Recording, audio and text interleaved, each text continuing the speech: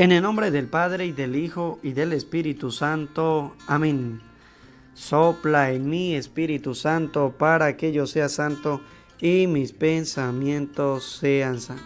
Sean bienvenidos, queridos hermanos que me escuchan a través de nuestro canal de YouTube, Padre Umaña Ángel. Les saluda el Padre Umaña desde Venezuela, Parroquia San Pablo Apóstol.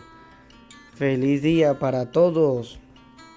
Hoy le damos gracias a Dios por todas las cosas buenas que nos da, especialmente por el don de la vida y porque nos llama día tras día al don de la santidad. Gracias, Señor, porque a ti te ha parecido bien todas estas cosas. Te agradecemos todo lo que haces por nosotros, por darnos la vida, por dejarnos respirar día tras día, porque nos podemos mover, Señor, podemos pensar y nos podemos comunicar contigo por medio de la oración. Hoy en nuestro canal Un Santo para Cada Día hablamos de San Pablo VI, Papa, segundogénito de Giorgio y de Giuditta. Giovanni Battista Montini nació en Concecchio, Brescia, Italia, el 26 de septiembre del año 1897. De familia católica muy comprometida en el ámbito político y social. Frecuentó la escuela primaria y secundaria en el Colegio Cesare Arici de Brescia, dirigido por los jesuitas, y la concluyó en el Instituto Estatal de la ciudad en el año 1916. En otoño de ese año ingresó en el seminario de Brescia y 4 años más tarde, el 29 de mayo de 1920, recibió la ordenación sacerdotal. Después del verano se trasladó a Roma, donde estudió filosofía en la Pontificia Universidad Gregoriana y letras en la Universidad Estatal, obteniendo luego el doctorado en Derecho Canónico y en Derecho Civil. Mientras tanto, tras un encuentro con el sustituto de la Secretaría de Estado, Giuseppe Pizzardo, en octubre del año 1921, fue destinado al servicio diplomático y por algunos meses del año 1923 trabajó en la Nunciatura Apostólica de Varsovia. Comenzó a prestar servicio en la Secretaría de Estado el 24 de octubre del año 1924. En ese periodo acompañó a los estudiantes universitarios católicos reunidos en la FUSI, de la que fue conciliario eclesiástico nacional del año 1925 al año 1933. Mientras tanto, a comienzos del año 1930 fue nombrado secretario de Estado el cardenal Eugenio Pacelli, del que llegó a ser progresivamente uno de sus más estrechos colaboradores, hasta que en el año 1937 fue promovido a sustituto de la Secretaría de Estado, función que mantuvo también cuando a Pacelli, que fue elegido papa en el año 1939, tomando el nombre de Pío XII, le sucedió el cardenal Luigi Maglione. 8 años más tarde, en el año 1952, fue nombrado prosecretario de Estado para los Asuntos Ordinarios. Fue él quien preparó el borrador del extremo, aunque inútil, llamamiento de paz que el Papa Pacelli lanzó por radio el 24 de agosto del año 1939, en víspera del conflicto mundial. Nada se pierde con la paz. Todo puede perderse con la guerra. El 1 de noviembre del año 1954 recibió inesperadamente nombramiento como arzobispo de Milán, donde inició su ministerio el 6 de enero del año 1955. Como guía de la Iglesia Ambrosiana, se comprometió plenamente a nivel pastoral, dedicando una especial atención a los problemas del mundo del trabajo, de la inmigración y de las periferias, donde promovió la construcción de más de 100 nuevas iglesias. Fue el primer cardenal que recibió la púrpura cardenalicia de manos de Juan XXIII, el 15 de diciembre del año 1958. Participó en el Concilio Vaticano II, donde sostuvo abiertamente la línea reformadora. Tras fallecer Roncalli, el 21 de junio del año 1963, fue elegido papa y tomó el nombre de Pablo, con una referencia clara al apóstol evangelizador. En los primeros actos del pontificado quiso destacar la continua con el predecesor, en particular con la decisión de retomar el Vaticano II, que volvió a abrirse el 29 de septiembre del año 1963.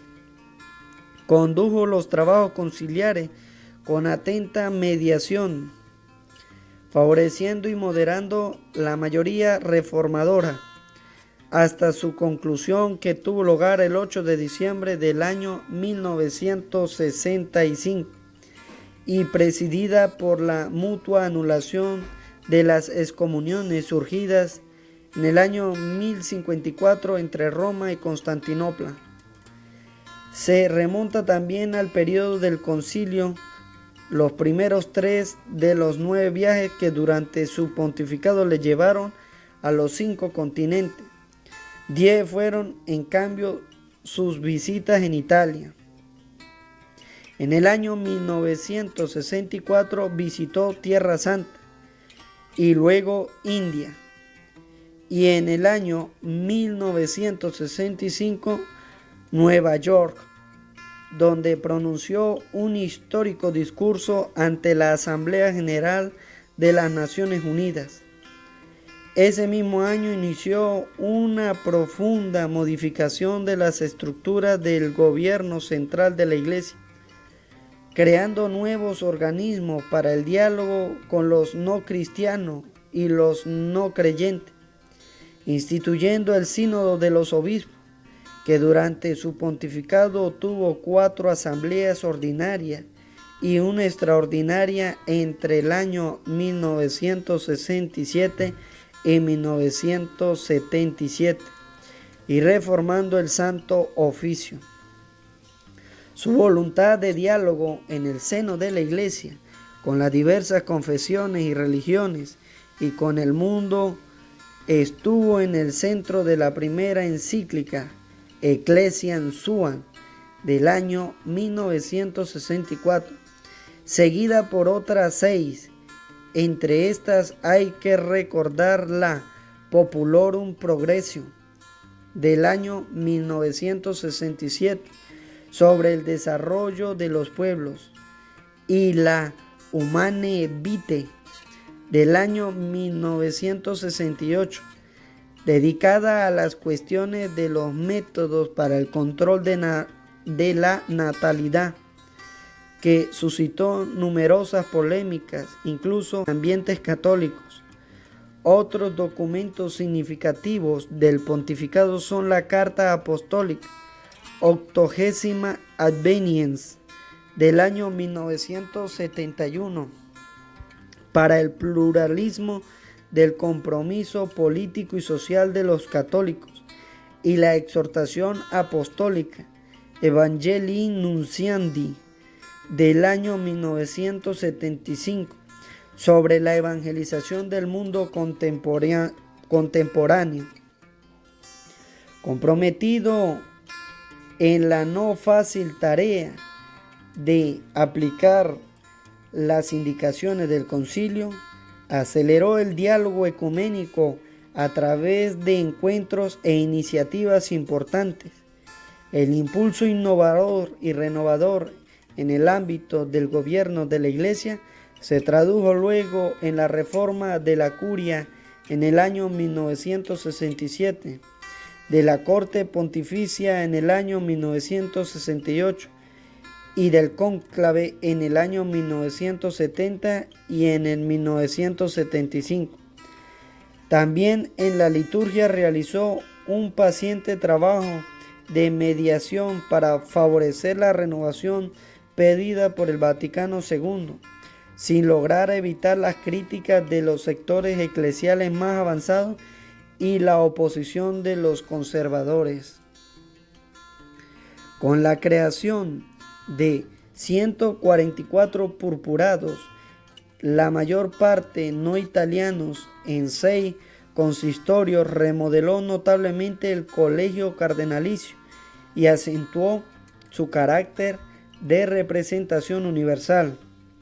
Durante el pontificado desarrolló, además, la acción diplomática y política internacional de la Santa Sede, comprometiéndose en favor de la paz, gracias a la institución también de una especial jornada mundial celebrada desde el año 1968, el 1 de enero de cada año, y prosiguiendo el diálogo con los países comunistas de Europa Central y Oriental, comenzado por Juan XXIII.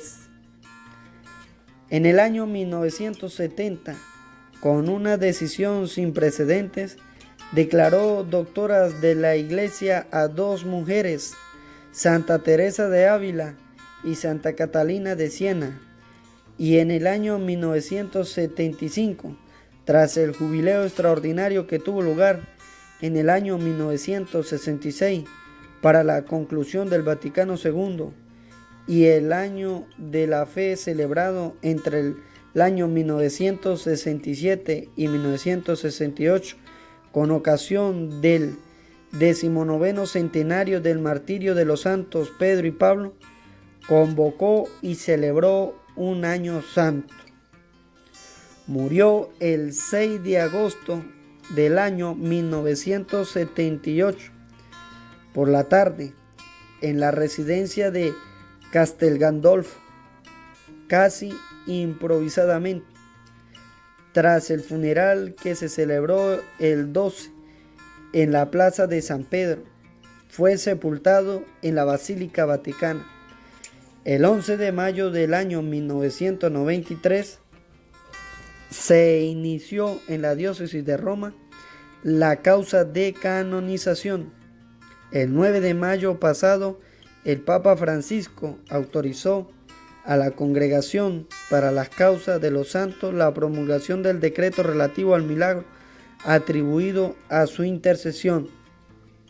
Pablo VI fue beatificado el 19 de octubre de 2014 por el Papa Francisco. Fue canonizado por el Papa Francisco en la Plaza San Pedro el 14 de octubre del año 2018. Te damos gracias, Señor, por la vida de este santo, Pablo VI, que por motivo de sus 50 años de vida sacerdotal en el año 1970, ordenó a más de 246 diáconos. Entre ellos tenemos a Monseñor Eduardo Contreras, quien recibió la gracia de la ordenación, quien recibió este sacramento por parte de San Pablo VI, Papa. Gracias, Señor, por todas las cosas que nos da. Gracias, Señor, porque es un Papa grande que luchó por la paz del mundo entero. Estos son los hijos de Dios que trabajan por la paz. pues que ustedes y yo trabajemos también por el amor al prójimo y por la paz de nuestro mundo, para que así también podamos alcanzar la vida eterna. Amén. Suscríbete a nuestro canal de YouTube, Padre Umaña Ángel, un santo para cada día. Recuerda darle a la campanita para que lleguen las notificaciones a tu móvil. Deja tu comentario y dale un me gusta a nuestro video y compártelo con tus familiares y amigos. Recuerda orar siempre con el Regina Shelley y el Salmo. Feliz día para todos y que Dios los bendiga.